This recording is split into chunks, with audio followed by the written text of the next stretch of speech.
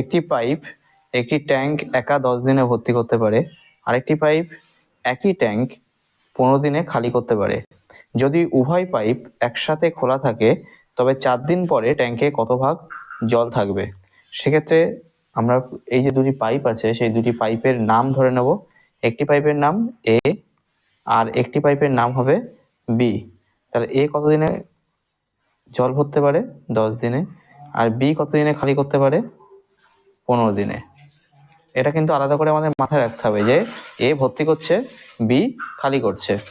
আমরা এলসিএম মেথডে যাব। এলসিএম মানে কি? লসাগু। তাই 10 আর 15 লসাগু কত হচ্ছে? 30। এই যে মাঝখানে লসাগুটা আসে এটা কি হয়? এটা হচ্ছে টোটাল, অর্থাৎ মোট কত ভাগ জল বা মোট কত কাজ, এইরকম অঙ্কে যখন আমরা করবো এলসিএমটা, সেটা টোটাল বা যেটা মোট সেটাকে বোঝায়। আর এই পাশে যেটা আসে সেটা হচ্ছে এফিসিয়েন্সি বা বাংলায় যাকে বলে কার্যক্ষমতা। কার্যক্ষমতা কি করে বার করব? অর্থাৎ একদিনে কতটা জল ভর্তি করছে, একদিনে বি কতটা জল খালি করছে, এটা হচ্ছে কার্যক্ষমতা।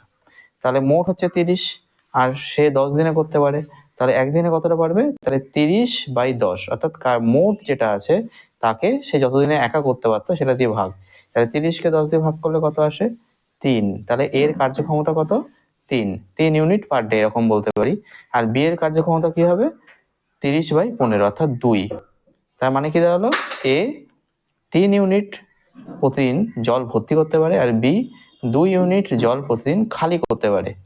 তাহলে দুটো পাইপই একসাথে খোলা আছে, তাহলে যদি খোলা থাকে তাহলে 3 ইউনিট জল ভর্তি হচ্ছে আর 2 ইউনিট জল বেরিয়ে যাচ্ছে। তাহলে সামগ্রিকভাবে কি দাঁড়াচ্ছে? 1 ইউনিট জল ভর্তি হচ্ছে। 3 - 2 সহজ হিসাবে।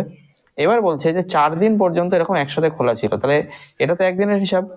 তাহলে একদিনে যদি 1 ইউনিট জল ভর্তি করে, 4 দিনে কত ভর্তি করবে? তাহলে 4 days, 4 দিনে ভর্তি করবে 4 ইউনিট। 1 × 4, 4 ইউনিট জল ভর্তি করলো। জিজ্ঞাসা করেছে যে 4 দিন পরে ট্যাঙ্কে কত ভাগ জল থাকবে। তাহলে মোট জল কতটা ছিল সেটা নিচে চলে যাবে, আর কত ভাগ জল আছে? 4 ইউনিট জল আছে। তাহলে 4/30, সেটাকে যদি কাটাকাটি করি তাহলে উপরে 2, নিচে 15, অর্থাৎ 2/15 অংশ পূর্ণ থাকবে। এটাই হচ্ছে, এই ধরনের অঙ্ক আসলে আমরা এরকম এলসিএম মেথডের সাহায্যে এই অঙ্কগুলো আমরা সমাধান করব।